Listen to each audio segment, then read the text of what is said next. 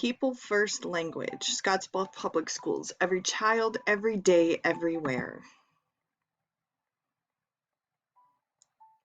There is no greater disability in society than the inability to see a person as more.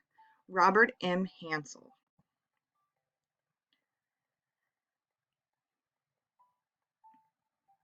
So what is People First Language?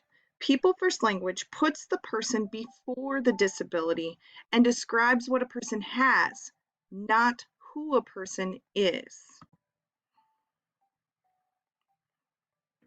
Some truths about people with disabilities.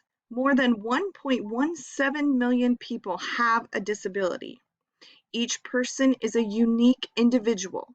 They lead everyday lives. They go to work, they go to school, and a disability is a natural characteristic of a human being. So what are some things that you can say?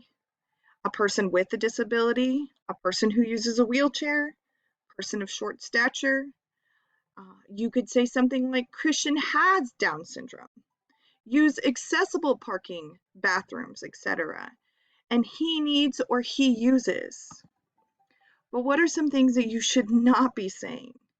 The handicapped or the disabled, wheelchair bound or confined to a wheelchair, dwarf or midget, he's Downs, handicap parking, bathroom, etc. Or he has a problem with, or he has special needs. So when thinking about the language that you're using when you're referencing children or individuals with disabilities, it's incredibly important to remember the words that you are using. Here are some words that you should never, ever, ever, ever use. Words like midget, retarded, crippled, psycho, sped kid, invalid, insane, deformed, or crazy. These are derogatory terms that should never ever be used when you're describing an individual with a disability. It's important to remember that every person is unique, no matter what their abilities are. I wouldn't change you for the world, but I would change the world for you.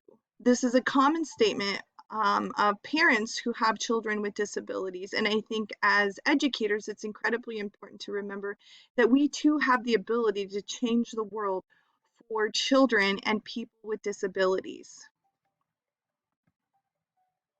And here are those references.